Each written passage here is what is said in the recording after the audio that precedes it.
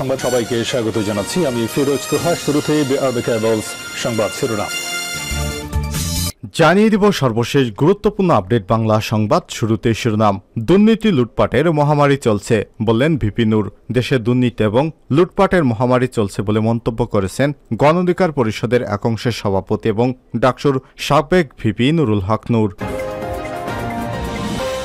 এরপর জানিয়ে দিব খালেদা জিয়ার রোগমুক্তি কামনায় দোয়া মাহফিল। বিএনপি চেয়ারপারসন এবং সাবেক প্রধানমন্ত্রী বেগম খালেদা জিয়ার রোগমুক্তি কামনায় মুন্সিগঞ্জে শ্রীনগর উপজেলায় বিএনপি এবং অঙ্গ সংগঠনের উদ্যোগে মিলাদ এবং দোয়া মাহফিল অনুষ্ঠিত হয়েছে। জানিয়ে দিব আমাদের ছেলেমেয়েরাও একসময় চাঁদে যাবে বললেন প্রধানমন্ত্রী শেখ হাসিনা। জানিয়ে দিব লিবিয়ার মানব পাচার এবং মুক্তিপণ আদায়কারী চক্রের মূল হতাশ গ্রেপ্তার 2। জানিয়ে দিব শ্রেষ্ঠ প্রধান শিক্ষিকার পদক পেলেন পীরগাছা রেহেনা। জাতীয় পর্যায়ে শ্রেষ্ঠ প্রধান শিক্ষিকার পদক পেলেন পীরগাছা রেহেনা। রংপুরের পীরগাছা উপজেলার পবিত্রঝার সরকারি প্রাথমিক বিদ্যালয়ের প্রধান শিক্ষিকা মোসাম্মদ রেহেনা বেগম আজ ঢাকার ওসমানী স্মৃতি মিলনায়তনে জাতীয় প্রাথমিক শিক্ষা পদক 2023 প্রদান অনুষ্ঠানে তার হাতে এই পদক তুলে দেন প্রধানমন্ত্রী শেখ হাসিনা। এবং সর্বশেষ জানিয়ে দিব ইরানের প্রেসিডেন্ট ইব্রাহিম রাইসির নিহতের পর দেশটিতে নতুন নির্বাচনের তারিখ ঘোষণা করা হয়েছিল আজ। এ অনুযায়ী আজ শুক্রবার 28 জুন দেশটিতে প্রেসিডেন্ট নির্বাচন অনুষ্ঠিত হয়েছে। ভারতীয় সংবাদ মাধ্যম এনডিটিভির এক প্রতিবেদনে এই সব তথ্য জানানো হয়েছে। এখন পর্যন্ত আমাদের হাতে আসা সর্বশেষ নির্বাচনের ফলাফল অনুযায়ী খবর হচ্ছে শান্তি ও সুষ্ঠুভাবে নির্বাচনে ভোট গ্রহণ সম্পন্ন হয়েছে। ভোট গণনা চলছে, এখনো ফলাফল প্রকাশ করা হয়নি। প্রিয় দর্শক, এতক্ষণ শুনছিলেন সংবাদ শিরোনাম, এবারে বিস্তারিত। তবে তার আগে বন্ধুরা, আপনি কোন স্থান থেকে আমাদের সংবাদটি দেখছেন কমেন্ট করে জানিয়ে দিন এই সংবাদ সম্পর্কে আপনার মূল্যবান মতামত। প্রিয় দর্শক, আপনি যদি আমাদের চ্যানেলে নতুন হয়ে থাকেন, ভিডিওটি দেখতে দেখতে চ্যানেলটি সাবস্ক্রাইব করে রাখুন, যাতে করে আমাদের লেটেস্ট আপডেট সংবাদগুলো সবার আগে আপনার কাছে পৌঁছে যায়। এবারে বিস্তারিত। দুর্নীতি লুটপাটের মহামারী চলছে, ভিপি নূর। দেশে এখন দুর্নীতি এবং লুটপাটের মহামারী চলছে বলে মন্তব্য করেছেন গণ অধিকার পরিষদের এক অংশের সভাপতি এবং ডাকসুর সাবেক ভিপি নুরুল হক নূর। তিনি বলেছেন, এমনকি সংসদেও দুর্নীতি নিয়ে কথা হচ্ছে। এমপিরা আমলাদের দুর্নীতির বিরুদ্ধে সোচ্চার হতে বলছেন, অথচ তারা নিজেরাও দুর্নীতি এবং লুটেরা। এ সময় তিনি বলেন, সাবেক আইজিপি বেনজির আহমেদ এবং ডিএমপির সাবেক কমিশনার আসাদুজ্জামান মিয়া, ডিআইজি রফিকুল ইসলাম, জামিল সহ পুলিশের 6 থেকে 7 জন উচ্চ পদস্থ কর্মকর্তার দুর্নীতি তথ্য প্রকাশিত হয়েছে। এরকম আরও 100 থেকে 150 দুর্নীতিবাজ অফিসার আছেন। এদের দায় পুরো বাহিনীর নয়, তাই পুলিশ সদস্যদের বলবো নিজেদের মধ্যে দুর্নীতিবাজদের চিহ্নিত করুন। শুক্রবার 28 জুন বিকেলে জাতীয় প্রেস ক্লাবের সামনে এক বিক্ষোভ মিছিল পূর্ব সমাবেশে সব কথা বলেছেন ভিপি নূর। ভারতের সঙ্গে অসম চুক্তি বাতিল এবং দুর্নীতিবাজদের গ্রেপ্তারের দাবিতে গণ অধিকার পরিষদ ঢাকা মহানগর দক্ষিণের উদ্যোগে এই কর্মসূচি পালিত হয়। বিক্ষোভ সমাবেশ শেষে প্রেস ক্লাবের সামনে থেকে মিছিল শুরু হয়ে পল্টন মোড়, বিজয়নগর, নাইটেঙ্গেল মোড় ঘুরে বিজয়নগর পানির ট্যাঙ্কির মোড়ে এসে শেষ হয়। গণ অধিকার পরিষদের এই অংশের সাধারণ সম্পাদক মোহাম্মদ রাশেদ খান বলেন, দেশে দুর্নীতির মহোৎসব চলছে, কিন্তু দুর্নীতির আশ্রয় প্রশ্রয় দেয় দুদক। ইতিমধ্যে মতিউরকে ক্লিন সার্টিফিকেট দেওয়া হয়েছে দুদকের পক্ষ থেকে, অথচ সাবেক প্রধানমন্ত্রী বেগম খালেদা জিয়াকে জেল খাটতে হচ্ছে। এখন গৃহে অন্তরীণ রয়েছে দুদকের মিথ্যা মামলায়। তাই দেশের গণতন্ত্রকামী এবং দেশপ্রেমিক সকল রাজনৈতিক দলকে ঐক্যবদ্ধ হয়ে সরকারের বিরুদ্ধে গণ অভ্যুত্থান গড়ে তুলতে হবে।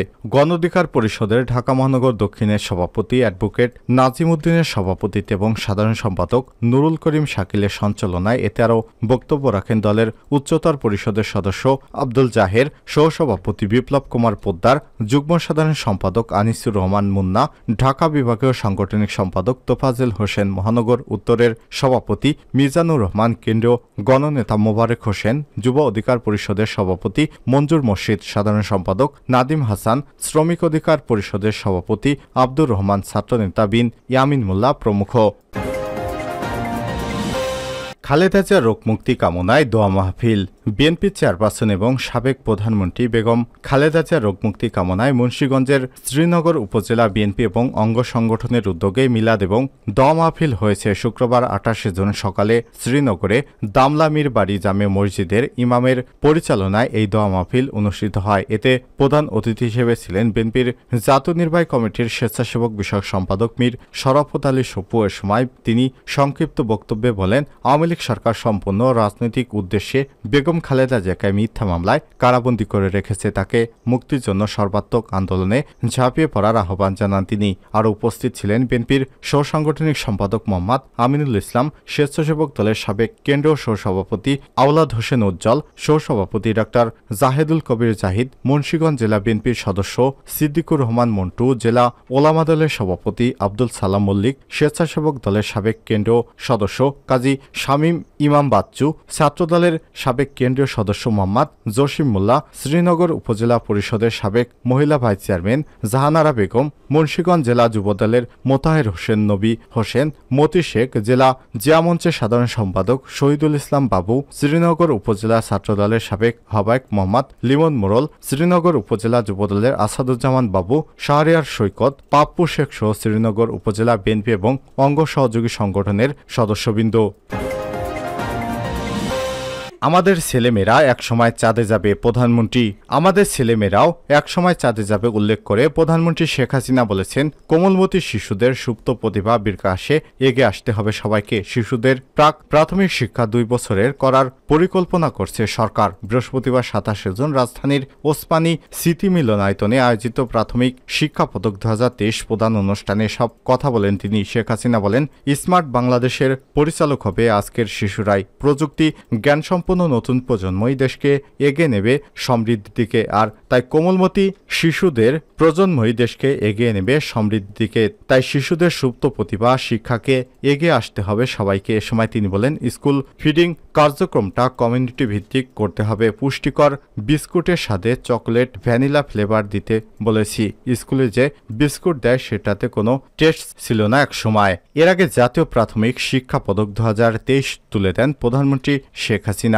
এতে সভাপতিত্ব করেন প্রাথমিক এবং গণশিক্ষা মন্ত্রণালয়ের সচিব ফরিদা আহমেদ। এর বিশেষ অতিথি হিসেবে বক্তব্য রাখেন প্রাথমিক এবং গণশিক্ষা প্রতিমন্ত্রী রুমানা আলী টুসি। এবার জাতীয় প্রাথমিক শিক্ষা দিবসে প্রতিপাদ্য শিশুবান্ধব প্রাথমিক শিক্ষা স্মার্ট বাংলাদেশের দীক্ষা 2022 সালে প্রাথমিক শিক্ষা পদক নীতিমালায় ব্যক্তি এবং প্রতিষ্ঠান পর্যায়ে কয়েকটি নতুন পদক সংযোজন করে মোট 18 ক্যাটাগরিতে উন্নীত করা হয়। প্রাথমিক শিক্ষা পদক প্রদানের মূল লক্ষ্য হচ্ছে শিশুদের সুপ্ত প্রতিভা বিকাশের মাধ্যমে নিজ সংস্কৃতির উন্নয়ন, আত্ম উন্নয়ন, আত্মনির্ভরশীলতা অর্জন এবং দেশ এবং আন্তর্জাতিক প্রতিযোগিতায় অংশগ্রহণের মাধ্যমে নিজ দেশের সাংস্কৃতিক উন্মোচন করা। লিবিয়ায় মানব পাচার এবং মুক্তিপণ আদায়কারী চক্রের মূল হোতাসহ গ্রেপ্তার 2। লিবিয়ায় ভালো চাকরির প্রলোভন দেখিয়ে বাংলাদেশ থেকে লোক নিয়ে যায় একটি চক্র। সেখানে তাদের জিম্মি করে চালানো হয় অকথ্য শারীরিক এবং মানসিক নির্যাতন। এই নির্যাতনের দৃশ্য ধারণ করে ইমোতে পাঠানো হয় জিম্মি থাকা ব্যক্তিদের পরিবারের কাছে। কখনো নির্যাতন করা অবস্থায় ইমোতে সরাসরি ভিডিও কলে দেখানো হয়। এসব দেখিয়ে হাতে নেওয়া হয় লক্ষ লক্ষ টাকা। এই চক্রের মূল হোতাসহ বাদশা মিয়া 42 এবং তার সহযোগী আরজু বেগম 31কে কক্সবাজার থেকে গ্রেপ্তার করেছে পুলিশের অপরাধ তদন্ত বিভাগ সিআইডি। শুক্রবার 28 জুন গ্রেপ্তারের বিষয়টি নিশ্চিত করেছেন সিআইডির অতিরিক্ত police super media Azad Hossain. এ সময় তিনি বলেন, মানব পাচারকারী চক্রটি বিদেশগামী অসহায় লোকদের উন্নত জীবনের স্বপ্ন দেখিয়ে প্রথমে ভিজিট ভিসায় দুবাই নিয়ে যায়। এরপর লিবিয়ায় থাকা আরজু বেগমের স্বামী রেজাল করিমের তত্ত্বাবধানে তাদের জিম্মি করা হয়। জিম্মি করে মুক্তিপণ আদায়ের জন্য অপর একটি চক্রের কাছে হস্তান্তর করা হয়। এই চক্রটি ভুক্তভোগীদের পরিবারের কাছে ইমোতে কল দিয়ে নির্যাতনের ভিডিও দেখে মুক্তিপণ আদায় করে। মুক্তিপণ আদায়ের পর ভুক্তভোগীর ঝুঁকিপূর্ণভাবে ভূমধ্যসাগর পাড়ি দিয়ে ইউরোপে পাঠিয়ে দিত। ভূমধ্যসাগর পাড়ি দেওয়ার সময় অনেকেই মারা যায়। মারা যাওয়া কিছু লোক উদ্ধার হয় এবং তাদের মধ্য থেকে অল্প সংখ্যক লোক ইউরোপে পৌঁছাতে পেরেছে। গত বছর মাগুরায় মোহাম্মদ নাসির হোসেন নামে এক ভুক্তভোগীর দায়ের করা মামলায় তদন্তে নেমে এই 2 জনকে গ্রেপ্তার করেছে সিআইডির সিরিয়াস ক্রাইম টিএইচবি শাখার একটি প্রতিনিধি দল। শাখায় এই ভুক্তভোগীরা অভিযোগ করেন তার চাচা ওমর আলীর মাধ্যমে তিনি ভারত এবং দুবাই হয়ে লিবিয়া যান। সেখানে লিবিয়া প্রবাসী মাহবুর রহমান সজরুলের তত্ত্বাবধানে তিনি টাইলসের কাজ করতেন। এরপর পরিবারের কাছে 15 লক্ষ টাকা দাবি করা হয়। তার পরিবার বিকাশ এবং ব্যাংক অ্যাকাউন্টে টাকা পাঠাতে বাধ্য করে। আজাদ রহমান বলেন, বাদশা মিয়া তার ব্যবসা প্রতিষ্ঠানের নাম ব্যবহার করে একটি চলতি হিসাব খুলে আরজু বেগমকে তা ব্যবহার করতে দেন। ওই হিসাবে মোট 12,50,910 টাকা জমা হয় এবং 10,97,285 লক্ষ টাকা তোলা হয় এ পর্যন্ত ওই অ্যাকাউন্ট থেকে। বাদশা মিয়া আরজু সম্পর্কে চাচাতো ভাই বোন। তারা কক্সবাজারের পেকুয়ার বাসিন্দা। দুইজনই আদালতে আন্তর্জাতিক মানব পাচারকারী চক্রের সঙ্গে যোগাযোগ থাকার কথা স্বীকার করেছেন।